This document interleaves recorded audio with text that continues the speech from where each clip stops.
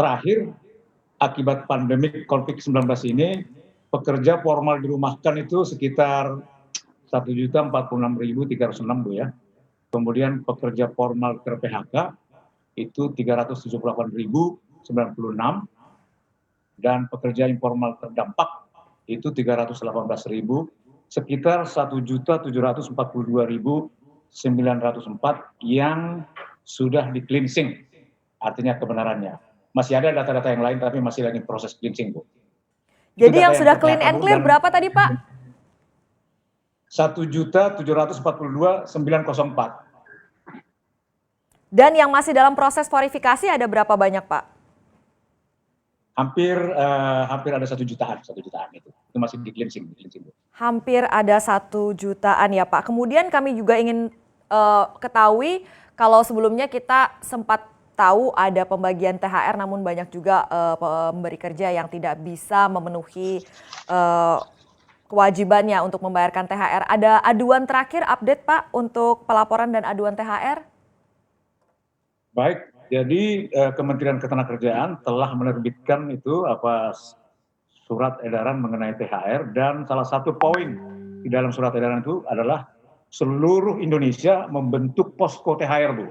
Posko THR di mana hampir 34 provinsi, hanya 2 provinsi yang belum membentuk, Papua Barat dan Papua.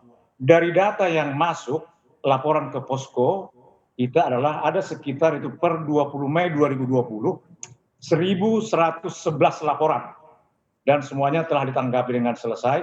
Nah, kalau dibandingkan dengan tahun 2019 itu hanya 525 laporan Bu. Jadi ada peningkatan sebesar 53%. Nah, yang tidak terkait dengan THR itu ada sekitar 76 pengaduan, terkait dengan THR itu ada 1.035. Nah, itu THR yang dibayarkan sesuai ketentuan ada 264 pengaduan, tidak mampu bayar THR ada sekitar 771 pengaduan, yang terdiri dari yang 771 ini THR tidak dibayar sama sekali ada 519 pengaduan oleh karyawan itu, kemudian THR yang ditunda pembayarannya 64, THR yang dibayar bertahap 77, dan THR yang dipotong ada sekitar 107. Sekitar itu Bu, data yang untuk laporan sementara yang dari posko THR yang kita update dari seluruh Indonesia. Dan kalau untuk THR ini sebenarnya masih ada cukup waktu berdasarkan kesepakatan antara pekerja dengan perusahaan ya Pak untuk bisa diselesaikan? Iya, jadi prinsipnya dari surat edaran itu Bu, THR itu wajib dibayar.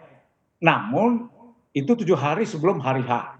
Tapi kalau ada perusahaan yang tidak mampu membayar tepat waktu, nah tetapi tetap membayar, tetapi bertahap dia. Jadi sifatnya itu tidak ada pemotongan, tetapi THR itu wajib diberikan sesuai dengan kemampuan perusahaan tersebut.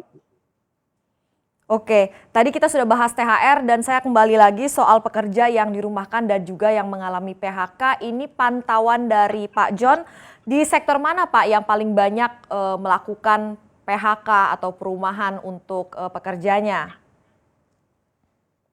Baik, kalau sebelum sektor saya coba sampaikan wilayah Bu ya. Yang Boleh, paling Pak. banyak tuh DKI Jakarta. Nah, wilayah DKI Jakarta sekitar 318.338, ini sudah digabung PHK dan dirumahkan ya. Kemudian Jawa Barat, Jawa Tengah, Riau, Jawa Timur, dan provinsi lain. Kalau sektor katakanlah yang paling terdampak ini sebetulnya kelompok usaha mikro, kecil, dan menengah.